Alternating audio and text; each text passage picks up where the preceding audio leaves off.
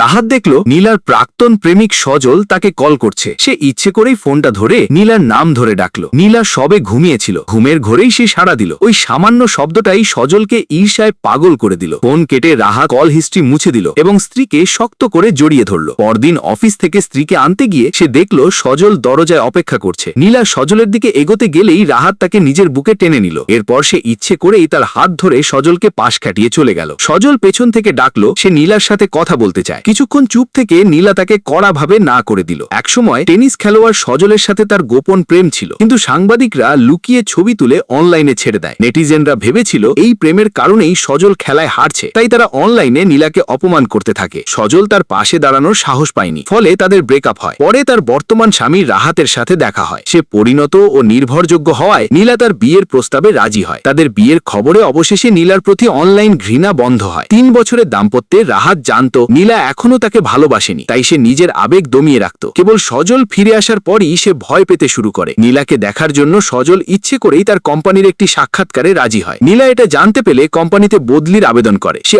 On camera reporter থেকে of camera কর্মী হয়ে যায়। তবুও তার দারুণ কাজের জন্য বস তাকেই সজলের সাক্ষাৎকারের দায়িত্ব দেন। এদিকে রাহাত সজলের খেলা দেখতে স্টেডিয়ামে যায়। সজল তাকে নীলার স্বামী হিসাবে চিনে ফেলে। ঈর্ষায় জ্বলে এসে খেলায় দারুণ পারফর্ম করে। ম্যাচ জেতার পর একদল লোকজন ও সাংবাদিক তার দিকে ছুটে যায়। সে সাথে সাথেই তার ভীষণ মিস করা নীলাকে দেখতে পায়। অন্য সাংবাদিকরা তাকে দেখে অবাক হয় এবং পথ ছেড়ে দেয়। ঠিক তখনই রাহাত আঙুলে তার বিয়ের আংটি ঘোরাতে থাকে। সে চায়নি তার স্ত্রীর সাথে সজলের কোনো যোগাযোগ থাকুক। ভাগ্যক্রমে সাক্ষাৎকারটি ভালোভাবে শেষ হয়। শেষ হওয়া মাত্রই নীলা দেরি না করে চলে যায়। তবুও অনলাইনে তাকে নিয়ে আবার ঘৃণাপূর্ণ মন্তব্য ছড়াতে থাকে। রাহাত তখনই তার সহকারীকে নেটিজেনদের অপবাদ ও হয়রানির প্রমাণ জোগাড় করতে বলে। সে তাদের বিরুদ্ধে আইনি ব্যবস্থা নেওয়ার সিদ্ধান্ত নেয়। অনলাইন বিতর্ক এড়াতে নীলা কোম্পানি থেকে লম্বা ছুটি চায়। সে স্বামীকে হানিমুনে যাওয়ার প্রস্তাব দিলে সে রাজি হয়, কিন্তু মাত্র একদিন পেরোতেই সে খবর পায় উগ্র ভক্তরা তার বান্ধবীর গায়ে ফুটন্ত পানি ছুঁড়ে মেরেছে। সে সাথে সাথেই তার বান্ধবীকে কল করে। সে জানতে পারে সজলের ভক্তরা তার অফিসে ঝামেলা করেছে এবং ভুলবশত তার বান্ধবীকে আহত করেছে। নীলা চরম অপরাধ বোধে ভুগতে থাকে। হাসপাতালে বান্ধবীর যত্ন নিতে তাকে হানিমুন সংক্ষিপ্ত করতে হয়। বান্ধবী তাকে জানায় অনলাইনের বেশিরভাগ বাজে মন্তব্য হঠাৎ মুছে গেছে এবং কিছু অ্যাকাউন্ট ব্যান হয়েছে। সে যখন বিভ্রান্ত, ঠিক তখনই সজল হাসপাতালে হাজির হয়।